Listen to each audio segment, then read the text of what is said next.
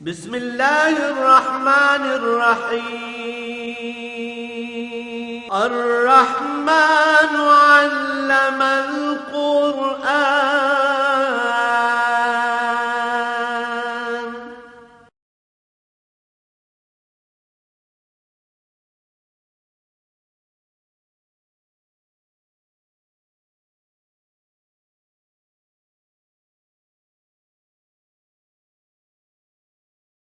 الحمد لله رب العالمين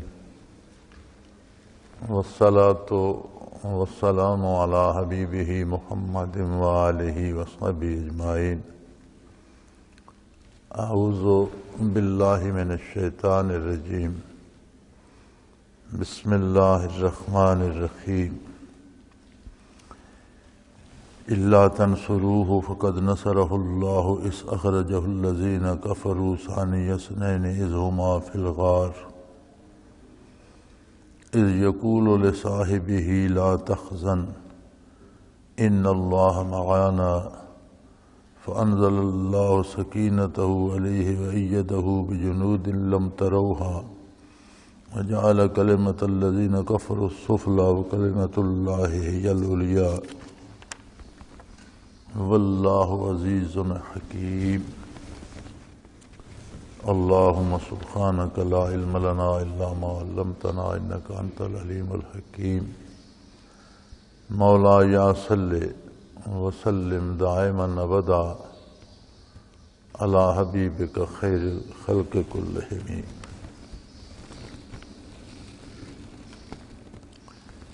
پچھلے جمعے جو آیہ کریمہ ہم نے پڑھی جس میں ہمیں تلاوت کا شرف حاصل ہوا اور بتوفیق الہی اس کا ترجمہ تفسیر بھی اللہ نے نصیب فرمایا، تو اس میں اصول یہ تھا کہ اتباع رسالت میں اصول آخرت ہے، اللہ کی رضا ہے، آخرت کی کامیابی اللہ کی رضامندی کا مظہر اور دلیل ہے. تو کیا دنیاوی مفادات تمہیں اتنے عزیز ہو گئے ہیں؟ منافقین نے، میں نے عرض کیا تھا کہ بہت شور کیا کہ قید سالی کے بعد فصل آئی ہے اور پھر گرمی بڑے زوروں پر ہے، سفر بہت زیادہ ہے، اس طرح کی باتیں، لیکن وہ کوئی بات، کوئی عذر معذرت اتباع رسالت میں قابل قبول نہیں. اور مسلمانوں نے پورے ذوق سے حصہ لیا، بڑھ چڑھ کر ایثار کیا. تنگی کا زمانہ تھا، اس کے باوجود لشکر کے لیے سامان جنگ اور سامان حرب اور راشن اور ہر چیز کا، سواریوں کا بندوبست ہو گیا، اور پہلی دفعہ 30,000 کا لشکر جرار سرحد کی طرف، تبوک کی طرف حضور کی سربراہی آپ کی خدمت میں روانہ ہوا. کچھ مخلصین بھی اس میں پیچھے رہ گئے تھے، جن میں 5 حضرات کے نام ملتے ہیں.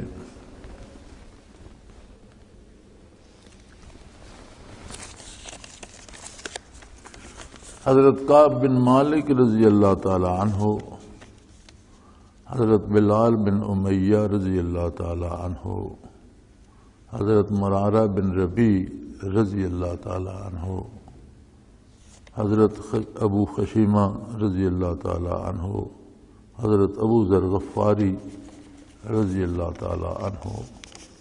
یہ 5 حضرات بھی اس جنگ میں، تبوک کے واقعہ میں پیچھے رہ گئے، اور یہ حضرات محض کوتاہی اور سستی کی وجہ سے رہ گئے. ان 5 میں سے آخر و ذکر 2، ابو خشیمہ رضی اللہ عنہ اور ابو ذر غفاری رضی اللہ عنہ، انہیں جب احساس ہوا کہ لشکر تو روانہ ہوگا اور ہم رہ گئے، تو انہوں نے فوراً سواریوں کا بندوبست کیا اور پیچھے چل نکلے اور تبوک پہنچتے پہنچتے حضور کی خدمت میں حاضر ہو گئے اور لشکر میں شامل ہو گئے۔ باقی 3 حضرات رہ گئے۔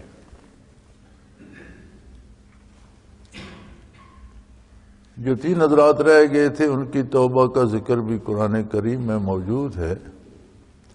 واپسی پر جب حضور تشریف لائے تو منافقین نے تو بڑے بہانے کیے اور مجبوریاں بیان کیں، بلکہ 11واں پارہ شروع اس سے ہوتا ہے لا تعتذروا اليوم، آج بہانے نہ بناؤ، اللہ اور اللہ کا رسول جانتے ہیں حقیقت کو۔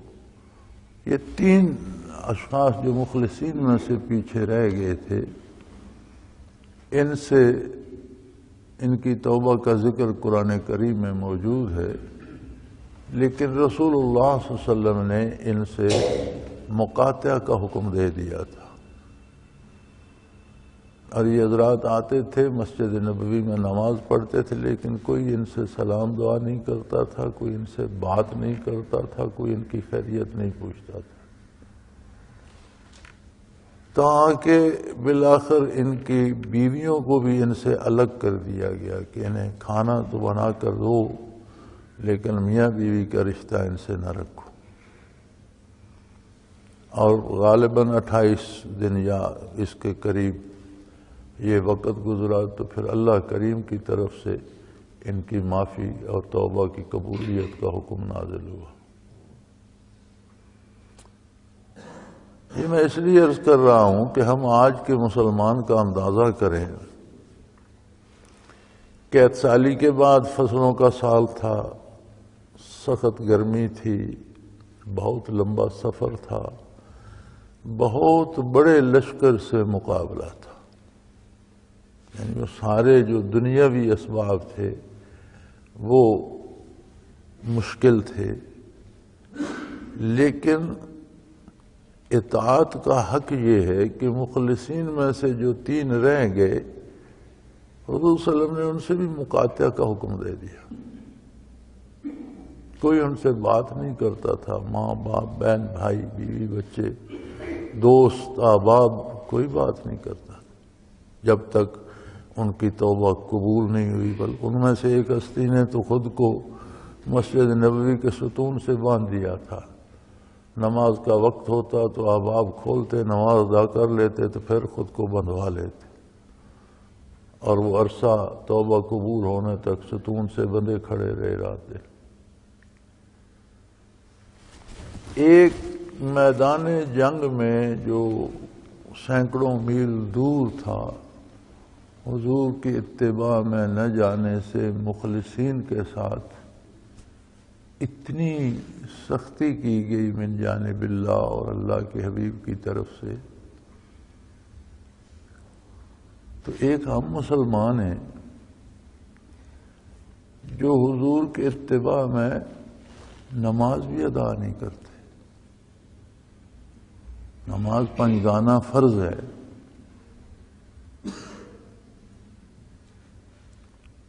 جس وقت یہ لوگ رہ گئے تھے اور یہ واقعہ ہوا تھا تو یہ کوئی تصور نہیں تھا کہ کوئی مسلمان نماز چھوڑ دے، یہ کوئی تصور ہی نہیں تھا کہ مسلمان ہو اور نماز ادا نہ کرے۔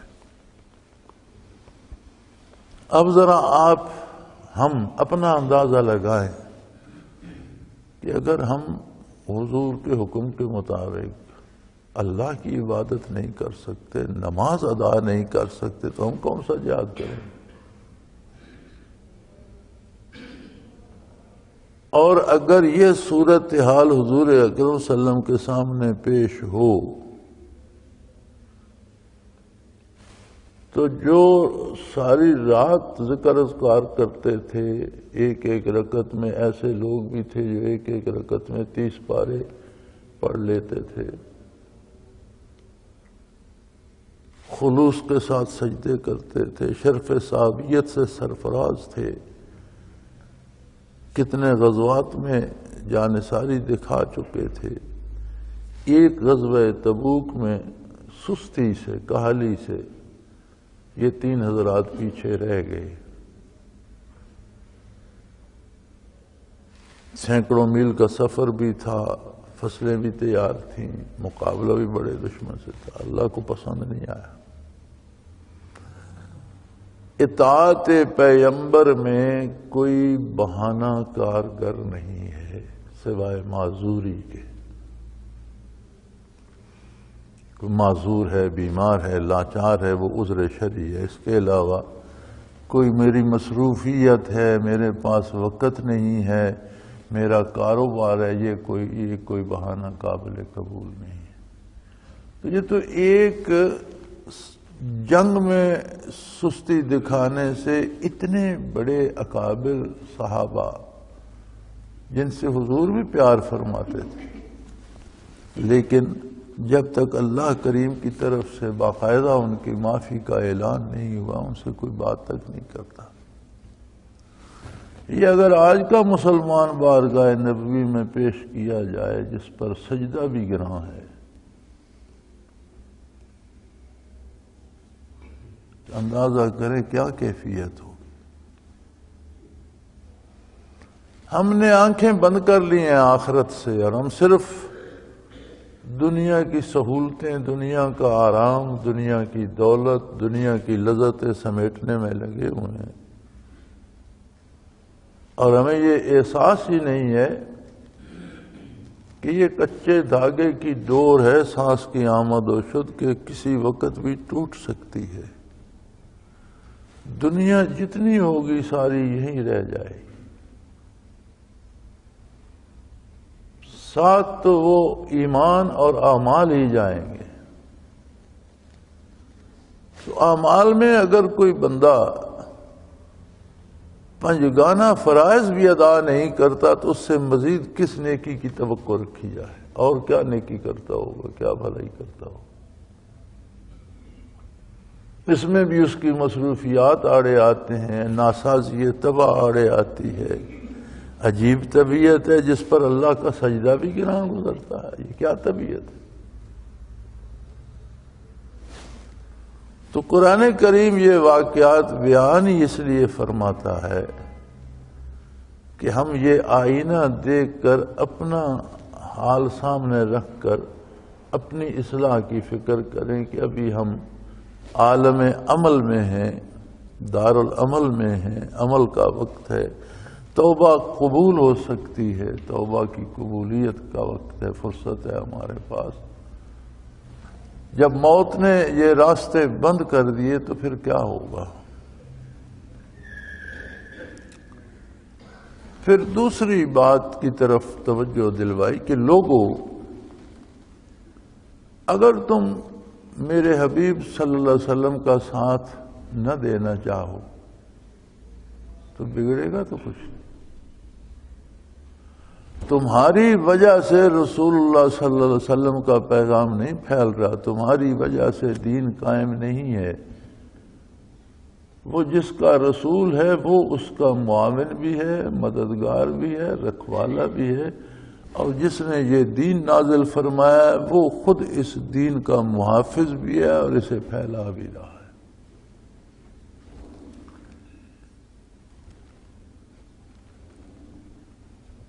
اللہ تنصروہ فقد نصرہ اللہ، تمہارے سامنے واقعات موجود ہیں۔ اگر تم محمد الرسول اللہ صلی اللہ علیہ وسلم سے تعاون نہیں کرنا چاہو گے، آپ کے ساتھ جہاد میں نہیں جاؤ گے، آپ کی خدمت عالی میں اپنی خدمات پیش نہیں کرو گے، اگر تم تعاون نہیں کرو گے، فقد نصرہ اللہ، تو وہ وقت یاد کرو جب اللہ نے ان کی مدد فرمائی۔ جب مشرکین مکہ نے انہیں شہر سے نکلنے پر، ہجرت پر مجبور کر دیا تھا، اذ اخرجہ الذین کفروا، جب کفار نے اتنا مجبور کر دیا حضور اکرم صلی اللہ علیہ وسلم کو کہ آپ ہجرت فرمانے پہ مجبور ہوئے اور ہجرت فرمائی، تو کس طرح مجبوری اور بے بسی میں نکلے۔ صحابہ کو حکم دیا حبشہ چلے جاؤ، پھر حبشہ میں سے واپس آئے مکہ مکرمہ، دوبارہ ہجرت حبشہ ہوئی، 2 دفعہ حبشہ گئے۔ پھر مدینہ کے لوگ جا کر مکہ مکرمہ میں انہوں نے مدینہ منورہ کے انصار نے اسلام قبول کیا اور دعوت دی، مدینہ منورہ تشریف لے آئے، تو حضور نے مختلف صحابہ کو مدینہ منورہ ہجرت کرنے کی اجازت دے دی۔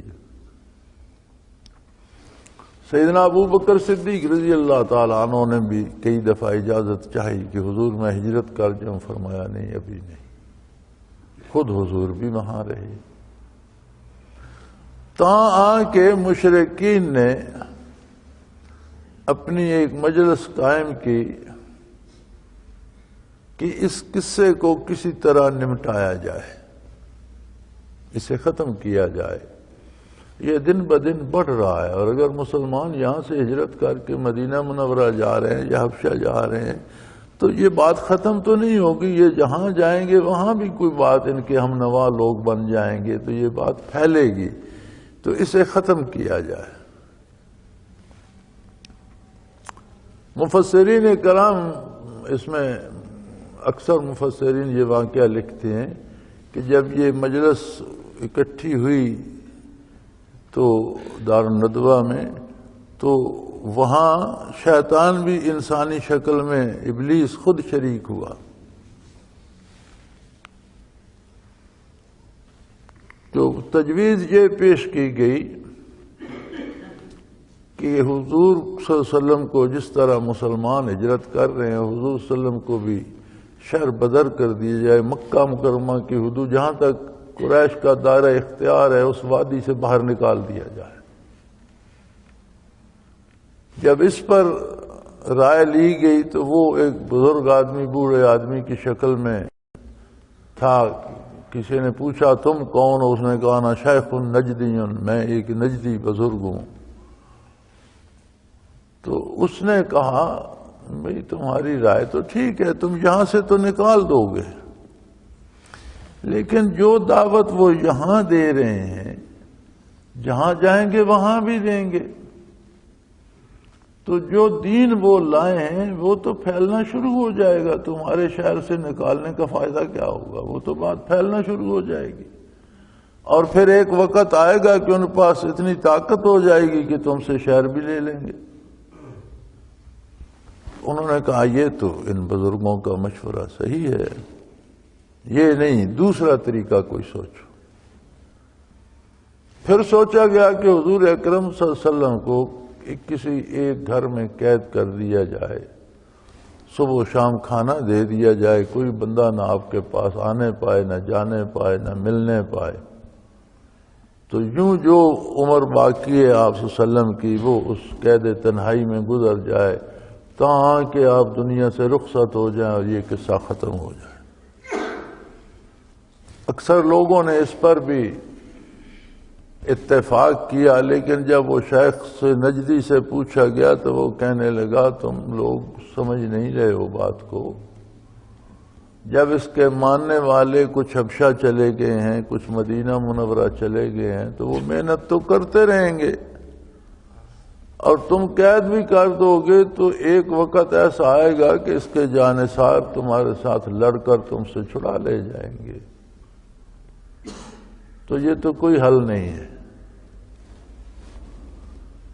یہ بات بھی ان کے دلوں کو لگی کہ یہ بھی بات تو ٹھیک ہے، پھر کیا کیا جائے؟ طے یہ ہوا کہ متفرق قبائل ہیں مشرکین مکہ کے، تو ہر قبیلے کا ایک نوجوان لیا جائے جو فنون جنگ کا ماہر ہو،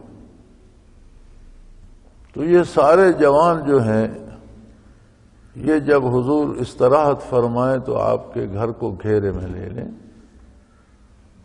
اور صبح جب حضور بیدار ہو کر باہر نکلے تو شہید کر دیے جائیں۔ اب ہر قبیلے کا ایک جوان ہوگا، 20-25 لوگ ہوں گے، کوئی پتہ نہیں کس کی تلوار سے حضور شہید ہوئے، تو ظاہر ہے ان سارے قبیلوں سے بنو ہاشم پھر بدلہ تو نہیں گے، بات خون بہا تک آ جائے گی، سارے مل کے جو بھی انہوں نے کہا خون بہا ادا کر دیں گے اور بات ختم ہو جائے گی۔ تو اس پر شیطان بھی متفق ہوا کہ یہ ٹھیک بات ہے. لیکن اللہ کی قدرت دیکھے نا. حضور آرام فرمانے چلے گئے. مشرک نوجوانوں نے گھر مبارک کو گھیرے میں لے لیا، تلواریں سونت لیں. تب اللہ نے حکم دیا میرے حبیب اب ہجرت کرو.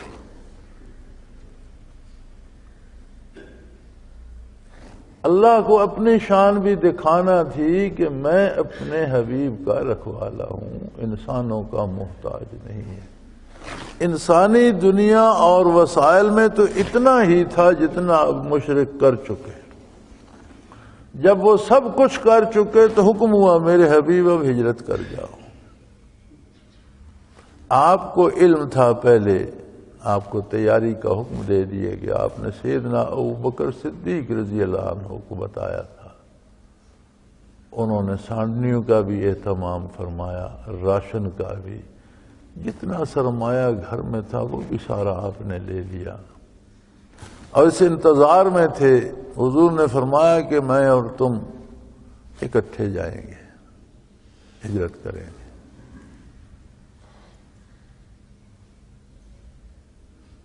تو جب وہ بڑے مستعد ہو کر کھڑے ہو گئے، حضرت علی رضی اللہ عنہ بھی آپ کے ساتھ مقیم تھے.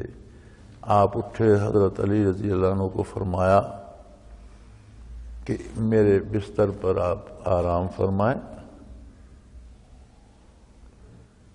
صبح جب اٹھیں گے تو میرے پاس مشرکین کی امانتیں ہیں. یعنی اس ساری مخالفت کے باوجود وہ حضور ہی کو امین سمجھتے تھے اور اپنی امانتیں رکھتے تھے. تو حضور نے فرمایا کہ میرے پاس ان کفار کی جو میرے ان کی امانتیں ہیں، یہ رکھ لو.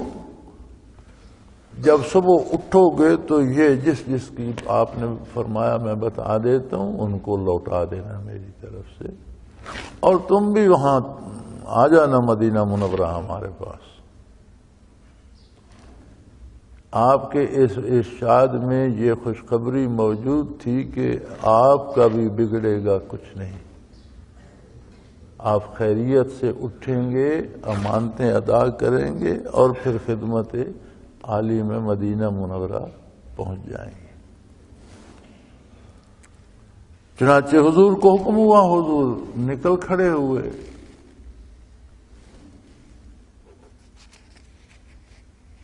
آیت الکرسی تلاوت فرماتے ہوئے حضور گھر سے باہر تشریف لائے. مشرکین کے پہرہ داروں کے درمیان سے گزر گئے. انہیں کوئی سمجھ نہیں آئی.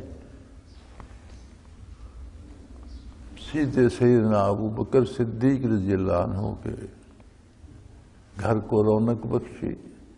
وہاں سے دونوں حضرات روانہ ہوئے. ایک فارسی میں منظوم تاریخ ہے. علامہ بازل ایرانی ہوئے ہیں، شیعہ علماء میں بہت بڑے فاضل ہوئے ہیں اور شاعر بھی بہت پائے کے تھے. تو انہوں نے ایک تاریخ اسلام لکھی ہے فارسی میں جو ساری منظوم ہے، شعروں میں ہے. اتنی بڑی کتاب ہے، ساری شعروں میں ہے. اس کا نام ہے حملہ حیدری. تو وہ اس عہد کی تاریخ ہے.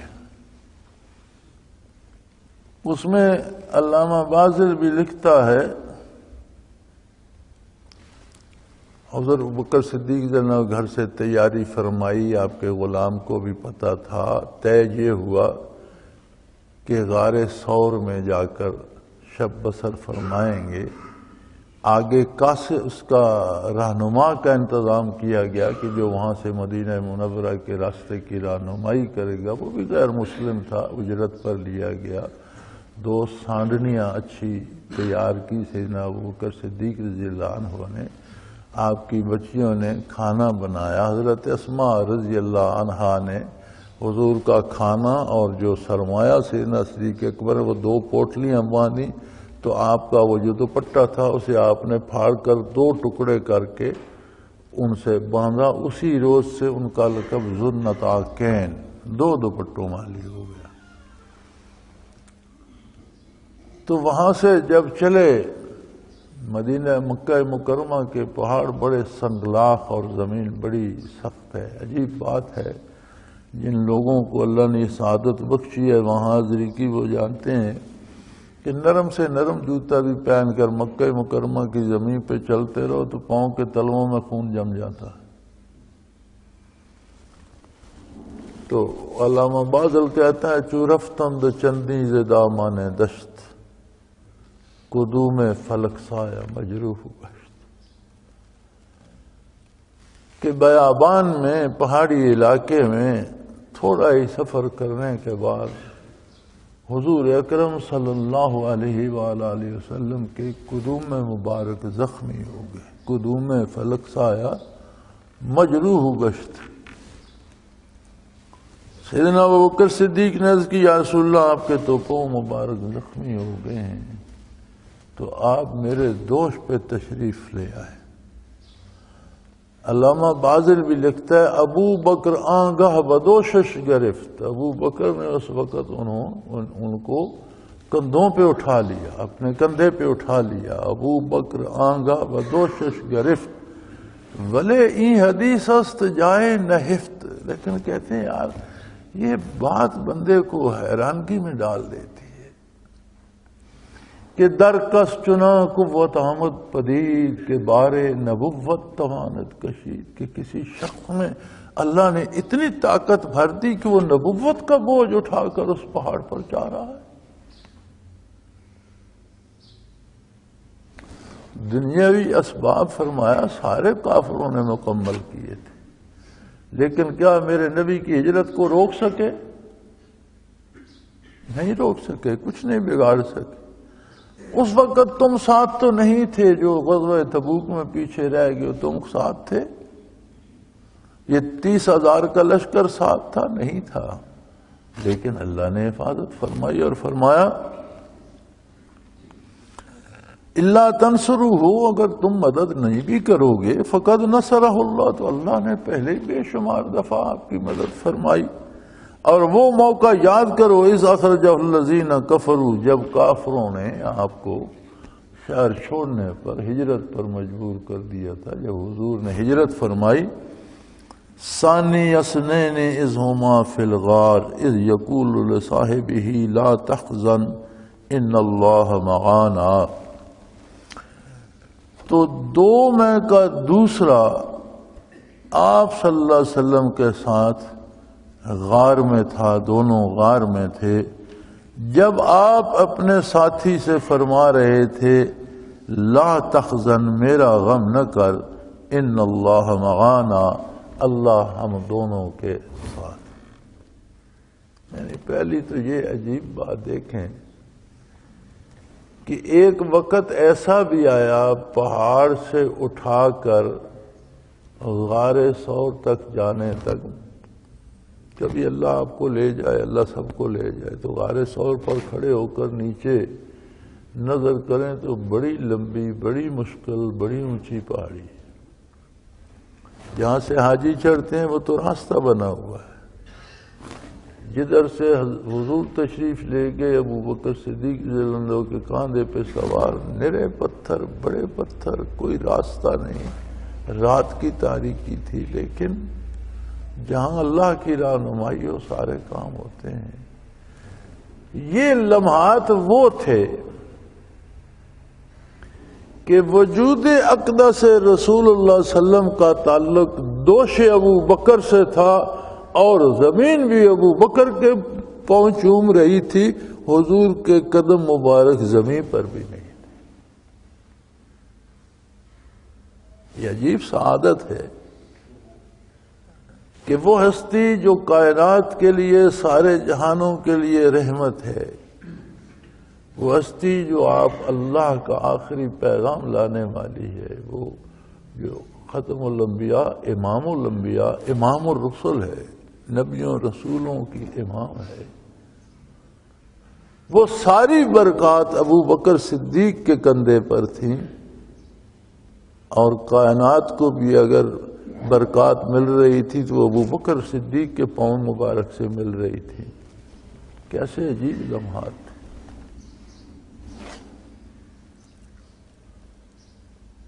پھر فرمایا غار میں تشریف لے گئے تو غار بھی دیکھی جائے تو اتنی بڑی وسیع جگہ نہیں ہے، چھوٹی سی جگہ ہے، وہ مشکل اندر بندہ بیٹھ سکتا ہے۔ مشرکین بھی صبح انہوں نے کھوجی ووجی لیے، جب انہیں پتہ چلا صبح ہوئی حضرت علی اٹھے تو انہوں نے کہا بھئی یہ تم کہاں؟ انہوں نے کہا کیوں؟ انہوں نے کہا محمد کہاں ہے صلی اللہ علیہ وسلم؟ انہوں نے فرمایا پہرے پر تم تھے، تمہیں پتہ ہونا چاہیے کہاں ہے، میں تو سو رہا تھا، مجھے کیا پتہ کہاں تشریف لے گئے، باہر تو پہرے تم دے رہے تھے، تمہیں پتہ ہونا چاہیے، ساری رات جاگتے رہے ننگی تلواریں لے کر، اب مجھ سے پوچھتے ہو۔ شرمندہ ہوئے، پھر انعام مقرر کیے، جو بتائے گا پکڑوائے گا، اتنے اونٹ دیں گے، یہ ہوگا وہ ہوگا، پھر پورا اپنے بندے تیار کیے، پھر کھوجی لیے، پھر نقش کف پا تلاش کرتے ہوئے چل پڑے۔ اور عرب میں کھوجی اب بھی بہت ہوتے ہیں، اب بھی میں پولیس کی مدد کرتے ہیں، اور عرب کے کھوجی بہت مشہور ہیں۔ وہ اس حد تک اندازہ لگا لیتے ہیں پاؤں کے نشان دیکھ کر کے اس بندے کے سر پر بوجھ بھی ہے، اس کی ایک آنکھ میں نظر کم ہے، وہ عجیب عجیب چیزیں وہ تلاش کر آج بھی کر لیتے ہیں۔ یہ جانور فلانا گزرا ہے، اس میں یہ عیب ہے، اس میں یہ خوبی ہے، وہ نقش پا سے ڈھونڈ لیتے ہیں۔ تو آج بھی چوری ڈاکہ کو ہو جائے تو عرب کی پولیس کھوجیوں پہ ڈیپینڈ کرتی ہے، وہ تلاش کر لیتے ہیں۔ وہ کھوجی بھی لے گئے اور صحیح کھرا تلاش کرتے کرتے غار کے دروازے پر پہنچ گئے۔ اب چھوٹا سا غار ہے، کوئی لمبا غار نہیں ہے۔ سیدنا ابوبکر صدیق فرماتے ہیں کہ میں بیٹھا تھا، حضور میری گود میں سر مبارک رکھ کر آرام فرما رہے تھے، لیٹے ہوئے تھے، اور مجھے گھٹنوں تک کو مشرکین کی ٹانگیں سامنے نظر آ رہی تھیں، پھر رہے تھے، اب ان کی باتیں سنائی دے رہی تھی۔ تو حضرت ابوبکر صدیق بڑے پریشان ہوئے۔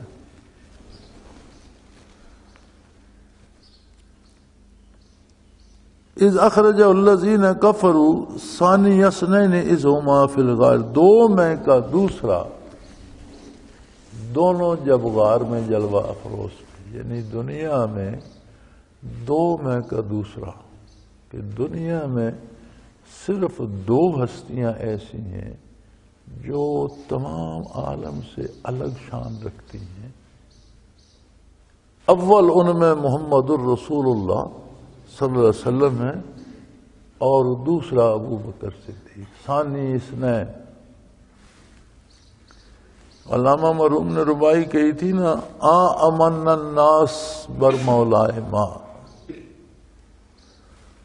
حضور اپنے بیماری آپ پر تھی، جس میں حضور کا وصال ہوا تو جلوہ افروز ہوئے مسجد نبوی میں، اور فرمایا کسی نے مجھ سے کچھ لینا دینا ہو تو اب طے کر لے، کسی نے مجھ سے کچھ لینا ہے تو لے لے، اور فرمایا لیکن ایک شخص کا حساب میں نہیں کر سکتا، اور وہ ہے ابو بکر رضی اللہ تعالیٰ، اس کو معاوضہ اللہ کریم ہی دیں گے کہ اس کی جان، اس کا مال، میں نے بدرے بے دریغ مال استعمال ہوا اسلام پر، ہی سارا خرچ ہو گیا، جان اتنا کچھ انہوں نے قربان کیا ہے کہ اس کا معاوضہ انہیں اللہ دیں گے۔ اسی بات کو علامہ مرحوم نے لیا ہے کہ امن الناس بر، وہ جس نے سب سے زیادہ خدمت کی ہمارے آقا کی۔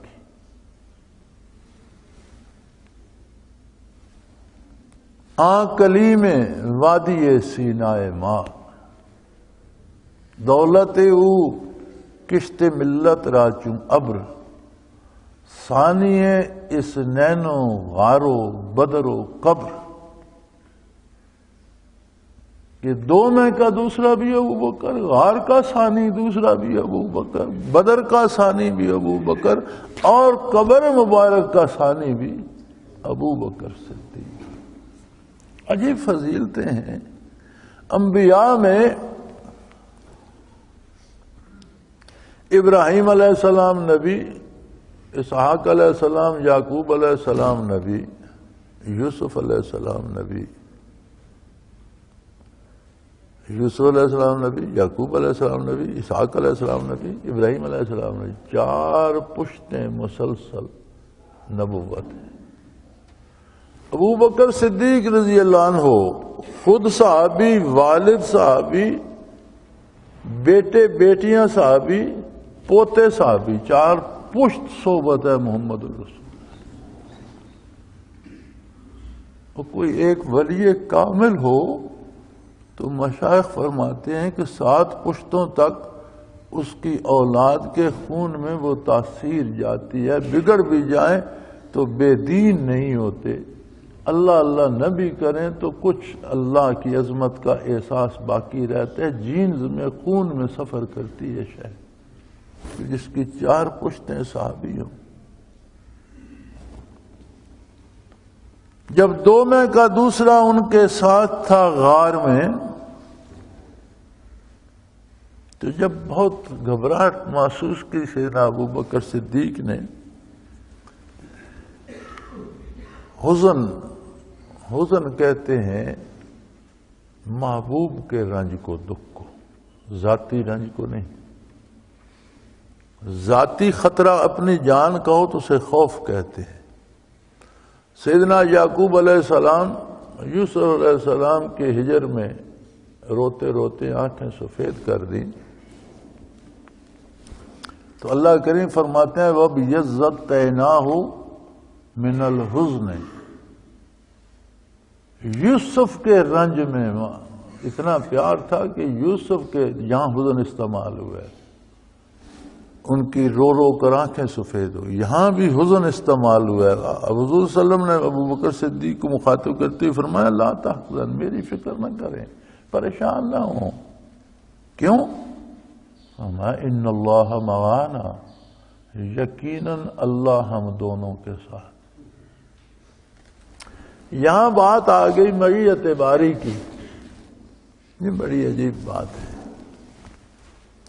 یہ 2 اسی لیے 2 ہستیاں قرآن نے فرمایا 2 میں کا دوسرا، کہ صرف 2 ہستیاں ہیں جن میں ایک حضور اس کی ذات ستودہ صفات ہے صلی اللہ علیہ وسلم، اور دوسرے ابو بکر، دونوں وہ اکٹھے تھے۔ ان دونوں کی کیا خاص خصوصیت ہے، یہ اس معیت باری سے واضح ہو جاتی ہے کہ معیت عمومی ہر ذرہ کائنات کو حاصل ہے۔ معیت ہی کا شعبہ خالقیت ہے، اس پیدا فرماتا ہے۔ معیت ہی کا شعبہ ہے کہ مختلف چیزوں کو مختلف تاثیریں عطا کرتا ہے، مختلف وقت تک حیات عطا کرتا ہے، پھر اسے فنا کرتا ہے یا باقی رکھتا ہے۔ یہ سارے کرشمے معیت ہی کے ہیں، اور یہ معیت عمومہ ہے۔ جیسے فرمایا وَهُوَ مَعَاكُمْ أَيْنَمَا كُنْتُمْ، تم جہاں کہیں بھی ہو اللہ تمہارے ساتھ ہے۔ یہ معیت ہر ذرے کو حاصل ہے، شجر و حجر کو حاصل ہے، چرند و پرند کو حاصل ہے، سبزے اور گھاس کو حاصل ہے، پھول اور پھل کو حاصل ہے، دریا و سمندر کو حاصل ہے، زمین و آسمان عرش کو حاصل ہے۔ ہر اس چھوٹے سے چھوٹے ذرے کو جس کو اللہ نے تخلیق فرمایا اسے یہ معیت عمومی حاصل ہے۔ یہ ہے معیت عموم۔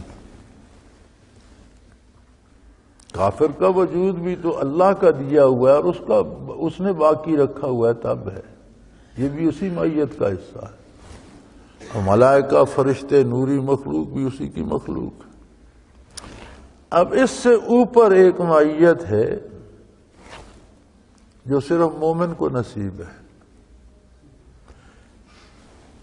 مومن کو جو معیت نصیب ہے اس سے اس پر معرفت باری کے دروازے کھل جاتے ہیں، اللہ کو پہچاننے کے، اللہ کو ماننے کے، اللہ کا اقرار کرنے کے، اللہ کی نافرمانی سے بچنے کے، اللہ کی اطاعت کرنے کے۔ یہ اس عمومی سے ایک درجہ اوپر ہے۔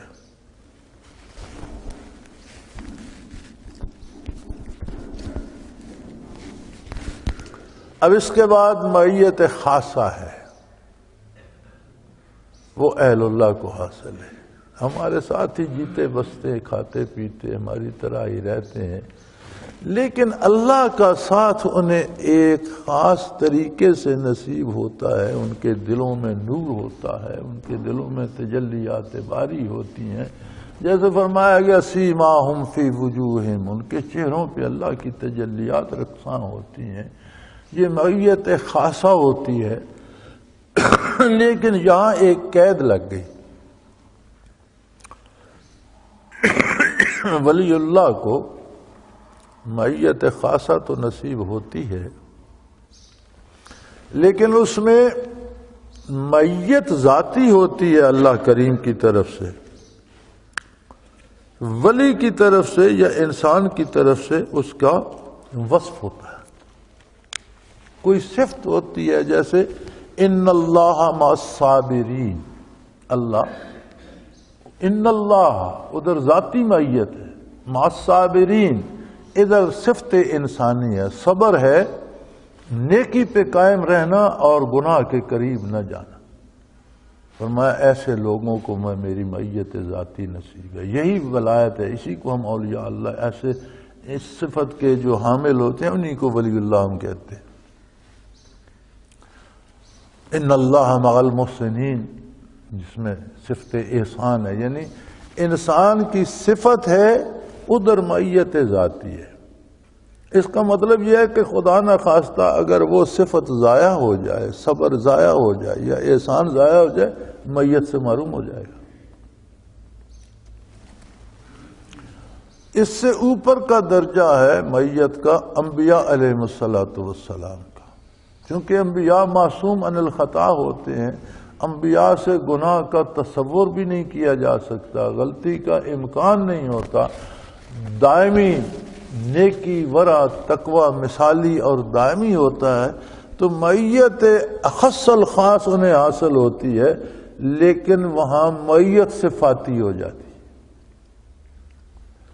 معیت دائمی ہوتی ہے انبیاء کو، لیکن موسیٰ علیہ السلام نے فرمایا ان معی ربی سیہدین، میرے پاس ساتھ میرا رب ہے، میرا راستہ، وہاں اللہ کی طرف رب کی صفت آ گئی، معی ربی۔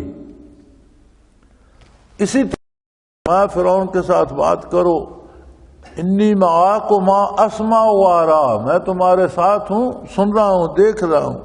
یعنی نبی کی معیت دائمی ہوتی ہے، لیکن ادھر معیت صفاتی ہو جاتی ہے، معیت ذاتی نہیں، معیت صفاتی ہے۔ قرآن کریم میں جہاں بھی دیکھیں تو وہاں معیت کے ساتھ کہیں رب کا لفظ آیا ہے، کہیں دیکھنے سننے کا، کہیں مدد کرنے کا، معیت صفاتی ہو جاتی ہے۔ جب بات آتی ہے ان دو ہستیوں کی، انبیاء میں محمد الرسول اللہ صلی اللہ علیہ وسلم، غیر انبیاء میں آدم علیہ السلام سے لے کر، آدم علیہ السلام کی اولاد سے لے کر قیامت تک آنے والی انسانیت نبیوں کے بعد جو ہے، اس میں ابو بکر صدیق، یہ دو ہستیاں منفرد ہیں جن کو معیت ذاتی اور جن کی ذات کو معیت ذاتی حاصل ہے، یعنی نہ ادھر صفت ہے نہ ادھر صفت ہے۔ ان اللہ معانا، اللہ ہم دونوں کے ساتھ ہے۔ ادھر ان اللہ، اللہ کی ذات، ادھر صفات نہیں ہے، ادھر معانا ہم دونوں کے ساتھ ہے، ادھر بھی کوئی صفات نہیں ہے۔ یعنی دو ذاتوں کے ساتھ ذات باری کی معیت جو اس کائنات میں نصیب ہے، وہ صرف یہ دو ہستیاں۔ فرمایا دو میں کا دوسرا بھی حضور کے ہم رکاب تھا۔